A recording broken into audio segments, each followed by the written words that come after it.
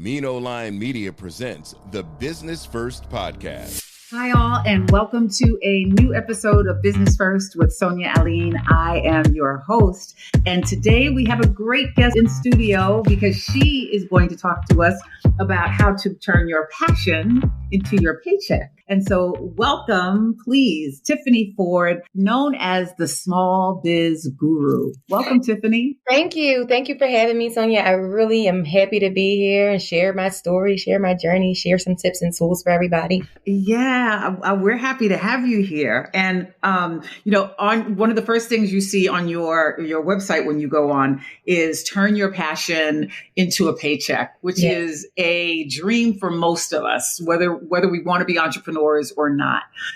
Would you say that is your reality currently? That is currently my reality. I am absolutely living out every bit of my dream and my passion.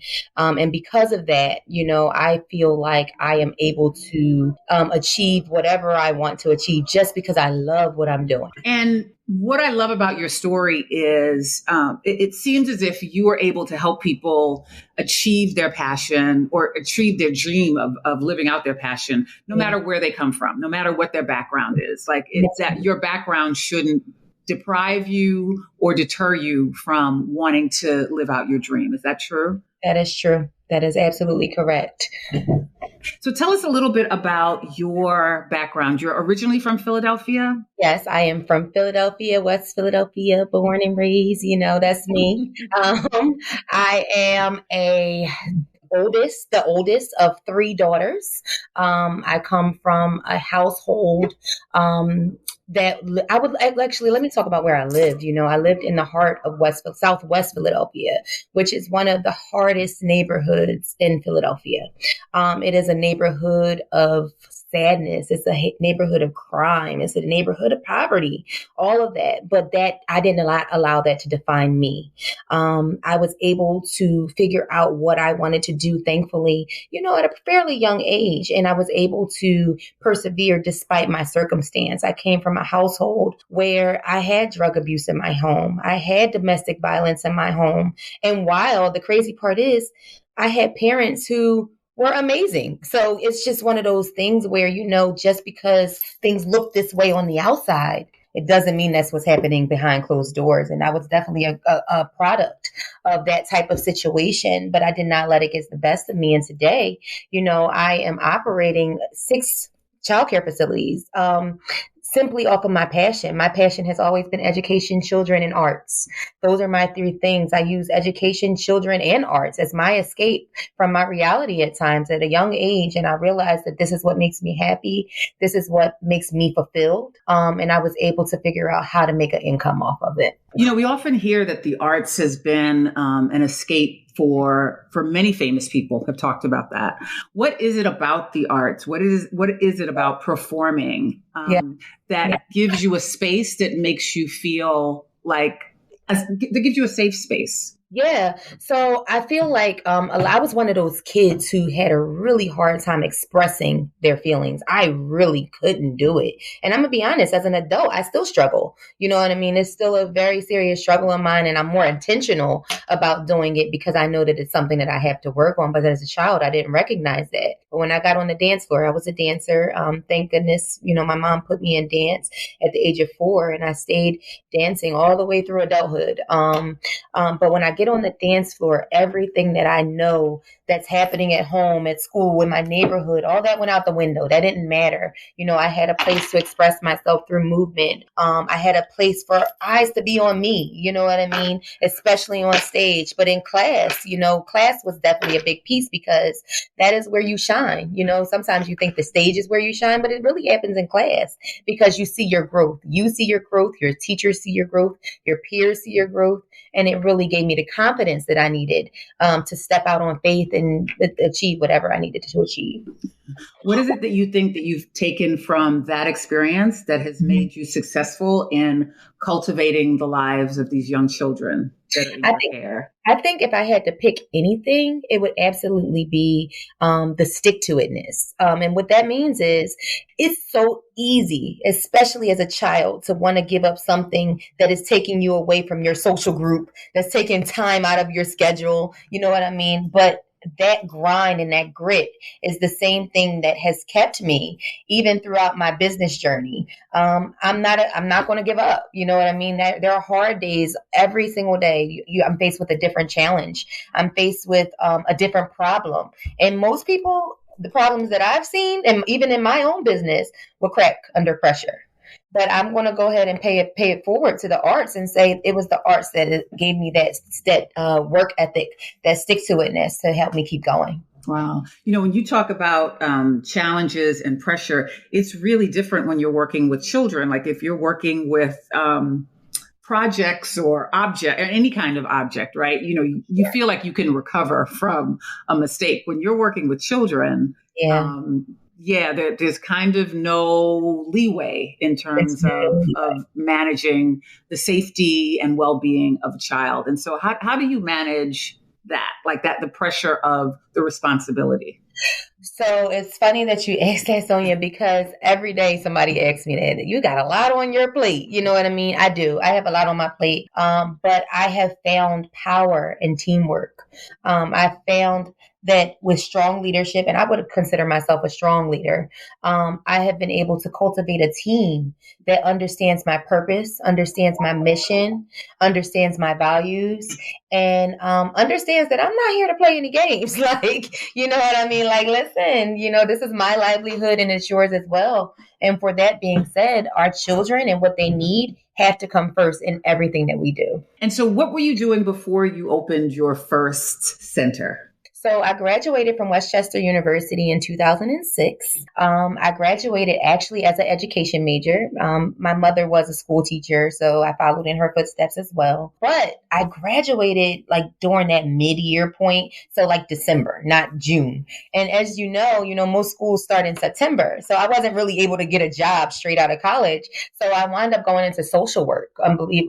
Unbeknownst to me, it was actually something that I enjoyed. And I did social work for about 3 or 4 years before I decided to go back to the child care sector, to early child care education. But in social work, I saw a lot. And it made my purpose and my passion even greater because I saw the need of our children from not the educational side, but the child welfare side. I was able to see that there are children that need advocates.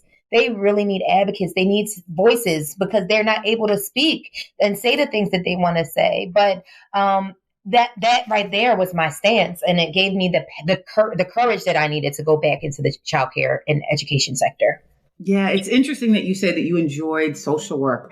I've heard a lot from social workers, and usually they talk about how stressful it is and how hard it is and how they're trying to exit. And so What was it about that environment? Was it you really understanding their challenges or understanding, what they needed to? Yeah, it absolutely was. It was me understanding their challenges because I was them. You know what I mean? I was these children. One thing that I can say, I was not coming from an impoverished background. My parents had very good jobs. They were able to provide for us, but the emotional safety was not there in my home. You know what I mean? There was no emotional protection. And to me, sometimes I feel like that's even worse. You know what I mean? So I've been in those kids' shoes. I understood what it meant to need someone that understood. And I was that person for sure. Right. Yeah. No, and I'm glad you clarified that because I was not trying to imply that you had come from an impoverished background, but I know that it is really important for the system to have people that understand, what these kids are going through and what they need. For sure. And so at what point did you say, all right, you know what, I'm going to set up something that I can run, that I can control, where I have full influence on these children that need my support? Yeah.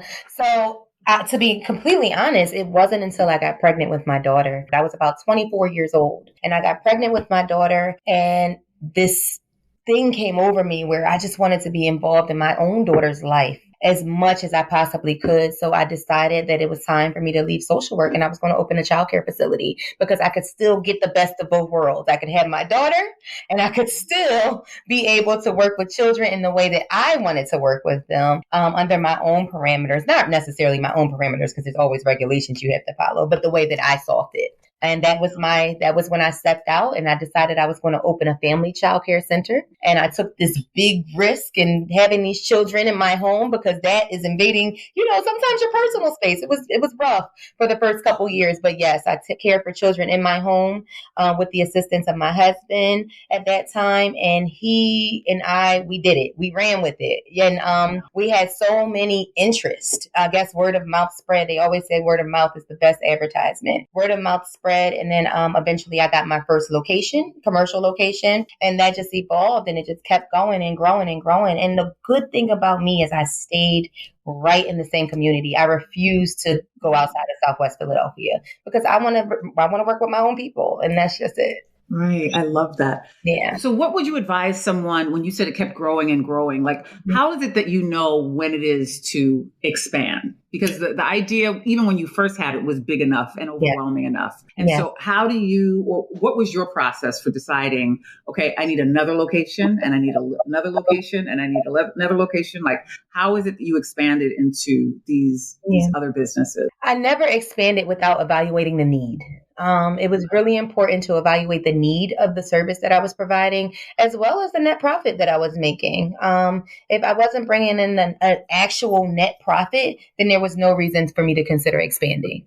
Once I got to the point where the need and the net profit had reached where I needed to be, I'm like, okay, well, it's time. It's time to consider another location. It's time to start scalping out different places. And at that point, I had my own clientele. So it was just an open door. It was a revolving door. One family would come in, their children would grow up, but they would have another child. So they're back again. So there's definitely the need. Where did you find the courage to grow as much as you did? You didn't really have a blueprint. You just really had the passion to move this project forward. And a lot of us are excited about these ideas, but a lot of us too retreat from our ideas because we're scared about like what the responsibility is or how are we going to actually do it. But what would you say like really motivated you to say, yes, I can do this and I will do this? It was really important that I found a really good coach or mentor in this process. So between me doing social work and opening my own facility, I did find a mentor and I worked under her for about a year just so that I could understand the business and I could understand exactly what would be expected of me. But with that being said, she remained my mentor for about 4 years into me opening my first commercial location. And with that, I was able to go to her for advice, things I should do, things I should not do. And then from there, my network grew and I had another whole nother family of childcare providers, you know what I mean, that I'm able to speak with and get information from. That's the one thing that I can advise anybody that's listening. I would always advise you to find a coach or a mentor. And sometimes, believe it or not, you think the mentor is going to have all the answers. Sometimes they don't. And you learn exactly what not to do from the things that they're doing too. So it can go both ways. And either way, any lesson learned is a lesson learned. So, yeah. I know one of the things that you focus on in your facilities is early child care development, which doesn't get talked enough about in our community. And so talk to us a little bit about why that's so important. Yes. For parents to understand and for educators to understand. Okay, so I want to speak from the parents' point first. I think that parents really have to understand their role in their child's education.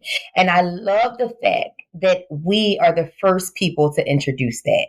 As an early child care provider, I go above and beyond to provide experiences. I don't say opportunities, I say experiences for my families, because I want them to see that being involved is rewarding. Being involved in your child's educational decisions, even in their homework, their projects, whatever that is, it's rewarding. And with the hope of these same principles that we're teaching in early child care, traveling with them throughout their school career. So every year we have a graduating class. This year we have 23 students that are graduating from our program and going to kindergarten this year. But at the end of every year, I always charge my parents, and I charge them with remembering that they are always their child's first advocate. So that is key for me. As far, what was the other part of your question? You asked me one more piece to that. The importance for parents and for educators to understand that as well. Yeah. For educators, I have so many people that come into our facility that say, "Oh, I want to work with kids. Oh, I love children." But quickly they learn after a few weeks of being there that this is more than just working with children. We are literally laying the foundation for the rest of their education. We're teaching them critical thinking. We're opening up their eyes to problem solving. We're opening their eyes to social and emotional development. All of these things are key when these children go to school, and it really does. There is a huge difference between children who attend early child care facilities and children who do not, especially in the African American community. What do you hope to, I don't necessarily like the word legacy, but what would you like your imprint to be on your community based on the work that you've done? I would say that I would want anybody that had to remember me, or if I had to leave a legacy, I would just want it to be just the importance of following your dreams, following your dreams, figuring out what it is that you love, figuring out what it is that makes you happy, and follow it all the way through. Don't give up. Don't get discouraged. Remember me as that person who did not give up. And that's it. Right. So you've pivoted a little because you have a strong background in early child care development and performing arts programs, but now you're also helping people find their passion and develop their businesses. And so when did that happen? Yeah, I want to say it was about 3 years ago when I realized that I had a lot of people just asking questions, just saying, how did you do this? Why did you do this? The same questions you're asking. What kept you with the courage? Why weren't you scared? And I found myself having these conversations over and over and over with people. And I said, you know what? It's time for me to put together some type of forum, some type of community where we can support each other. And that's exactly what I did. And not only are we doing it community-based, I'm doing it individually as well. A lot of the services that I provide can either be provided independently or it can be provided in a group setting, depending upon what people want. But what it is it's us really narrowing down their passion. And you'd be surprised how many people have so many things that they're good at, but they're not sure which one will bring in some revenue, because that's ultimately what we need to survive. We need money. You know what I mean? So we want to make sure that we have the right ideas, the right passion to cultivate your empire. And so you offer, I've noticed that you offer 3 distinct services, but what's the full range of business consulting that you provide? Yes. So number one, I start with simply creating LLCs, helping people understand the importance of LLCs, understanding what they are, what type of business structure you want to go with. 9 times out of 10, it's an LLC. And I also help with, from there, helping them gain their business credit, helping them understand the importance of business credit and establishing it. The next service that I provide is business strategy calls, which are simply, hey, let's look at your goals, no matter where you are in your business. You could be just starting or you could be refacing your business, whatever you want. We're going to look at the goals and we're going to set a timeline for how we're going to achieve the next steps in your business. And we set a clear path and we do some check-ins every now and then. If they, as often as they want, they can check in on an hourly basis with me, and I'll give guidance and look at the progress that they've made since the last time we've met, and we'll set some new goals for the next time that we meet. And then the third thing is our marketing strategies. I've found that marketing is key. A lot of us start businesses but don't realize the importance of marketing. So what I do with my marketing consults, we're really looking at your industry. We're figuring out who your competitors are. We're figuring out what the buzzwords we need to use are, what your marketing should look like, making sure that it appeals to your audience. Not only that, I'm helping develop logos. I have a very good eye for that. And that just came over time and classes and coursework. Again, anything that I do, I had to be trained because not only, of course, I started as an educator, but I've taken this next steps, to make sure that I understand exactly what's needed to grow my businesses. And so I can help you grow yours too. You mentioned that marketing can be challenging for people. Yeah. I was going to ask, what do you think is, if it is marketing, then what's the second one? What's the biggest challenge that you see that most entrepreneurs struggle with? Finances and delegation. Mm-hmm. Yes, Finances and delegation. We think because we're small business owners, we have to do everything by ourselves. And that is not the case. I've seen that the most successful small businesses still keep the corporate motto. I look at myself and my business as a project manager. I do not look at myself as an owner. I'm literally delegating tasks all day long to my team to get everything done. There's no way that one person can accomplish everything in order to grow. That is the thing. You have to have a team. And then people don't understand how to get the funding to start their business.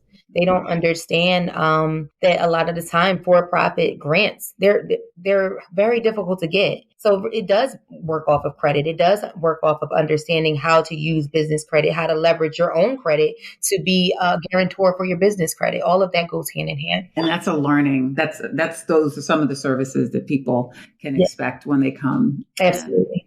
And see when you speak to groups, what is it that you really try and get across to them in terms of the importance of, solidifying themselves in business? Yes. What we do is when I'm speaking with a group, of course, the group is usually very much concentrated and focused, where it would be a group of only childcare providers or a group of only, hobbyists, whatever it is. It's usually concentrated into one ordeal. But nonetheless, when I'm speaking to them, we're talking about the steps that it takes to open a business. 9 times out of 10, we're starting from the basis. And then if that group wants to come back for more information, we'll go to the next thing the next topic in their series, whether it's marketing or whether it's just simply business planning. But we always start with just understanding the steps in opening of the business. What would you say is your biggest lesson or maybe one of your biggest takeaways in your overall journey? My biggest takeaway in my overall journey is everybody cannot come with you. What's for you is for you. What's for me is for me. I'm a giver. I'm one of those people that just want to see the whole world win. That is me, but I quickly realized, that the only thing that I can do is educate and give information. I can't necessarily take you on my journey because everybody doesn't deserve to be there. And that has been definitely a lesson for me. That's interesting because sometimes we want to bring people. Yeah. Sometimes we want to bring them along anyway. Right. We can't do that. We cannot. Yeah. Yeah. And so what is next for Tiffany Ford in terms of the business development? Because that looks vibrant and exciting. So we see that growing. Yeah. But you also got this dynamic business over here with the children and education around performance and all of that. Where do you see yourself going as this? You are truly a serial entrepreneur. I am truly a serial entrepreneur. Where do you see yourself? Within the next 5 years, I really want to hone in on merging the arts and education together under one platform. Right now, I know we spoke about the childcare facility, but I do have a performing arts academy as well that operates totally separate. Of course, it's with children as well, but it operates totally separate from the childcare facilities. But I am in the process of merging the two together.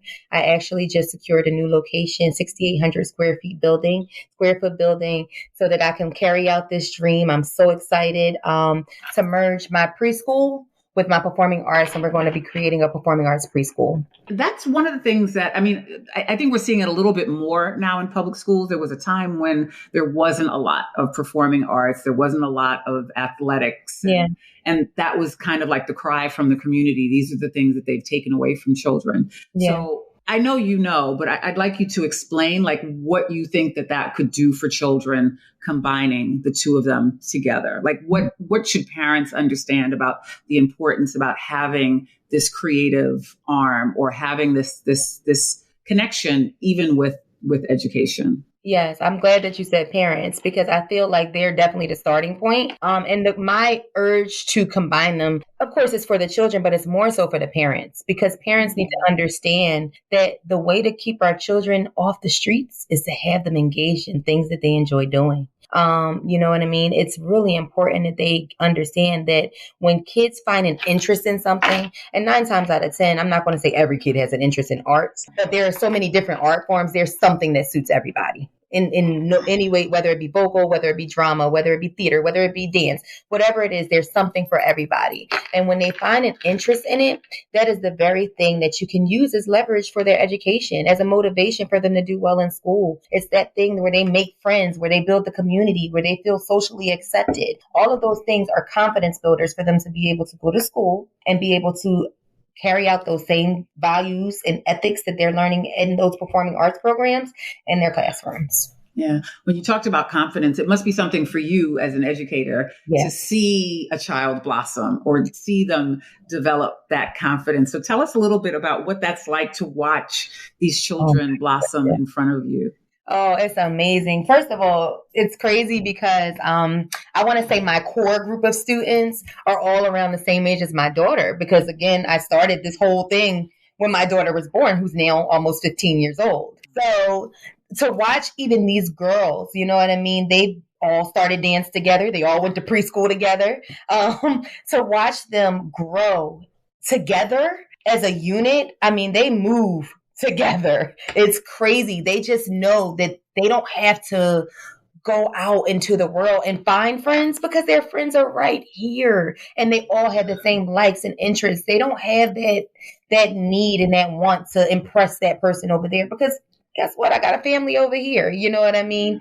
And it's just amazing to see the light bulb go off in these girls' head when they're working on skills, whether it be in school or whether it be in the arts, that they were not able to achieve at one point, but then all of a sudden, bam, I can do it. And they just light up like a ray of sunshine. It's just amazing. It's amazing to watch. It really is. And it's so fulfilling as an adult to know that I played a part in that. So what would it take for you to create this model in different places throughout the country? Oh, I haven't thought about that. Sonia, I don't know. Sonia, so the thing is, my platform is making your passion your paycheck. My passion is my community. So I don't even know if that's something that I want to do. Really? I think that's interesting. Okay. Yeah, I'm not sure if that's something that I want to do. Having somebody else asked me that question, and I don't think I gave it real thought, but 9 times out of 10, I don't think that's what I want to do. I want to stay right here in Southwest Philadelphia, because I think that's where people need it. These people need it. Wow. Well, we, and I'm speaking for the audience, we commend you, in that, because it is important. I think sometimes we can either want to stretch ourselves too big, or I don't want to say the vision gets too big, but it's so much easier sometimes to create impact where you can actually touch and influence everything than to, either franchise it out or do some other things. And so thank you for the work that you're doing in West Philadelphia, because we need so many more of you in other parts of our communities throughout the country, throughout the world. Actually. Thank you. Listen, and so the thing that I can do is just work with the people that are interested in starting these things and just making them understand their importance and the role that they can play in the lives of these children. Okay. And so maybe that'll be your role in terms of showing people how to do that, how to create those blueprints in different parts of because we need it. We definitely need it. Yeah. Thank you so much, Tiffany, for coming and sharing your gifts and your light and your expertise. This has been great. And we would definitely love to have you back as you continue to grow. And particularly when you combine the school we'd love to hear about, what that's looking like and what support you need. And yeah, just whatever encouragement and support that you need from the listening community. So thank you so much. Thank you. And thank you for having me. Thank you. I'm glad to share. Thank you. And so where can we follow you, connect with you, stay in touch? Yeah, the best way to reach me is on Instagram. If you go to my Instagram page, it's Tiffany_the Small Biz Guru. And right in my link tree, there's a link to every business, every endeavor that I have. And you can take a look at that, including the consultations if you are interested. All righty. Well, thank you again. And we look forward to following your success. And like I said before, having you back at some point. Thank you so much. Thank you all for listening. And we'll be back again next week with another dynamic guest. The Business First podcast is hosted and produced by Sonia Aline. Executive producer Ken Johnson. Find the Business First podcast on Apple Podcasts, Stitcher, Spotify, Odyssey, iHeartRadio, Amazon Music, TuneIn, or wherever you get your podcast. On social media on IG at business_first_podcast. Follow the Mean Old Line Media Podcast Network on IG at Mean Old Line Media. Get the Mean Old Line Media app in the App Store or Google Play. The Business First podcast is a Mean Old Line Media production.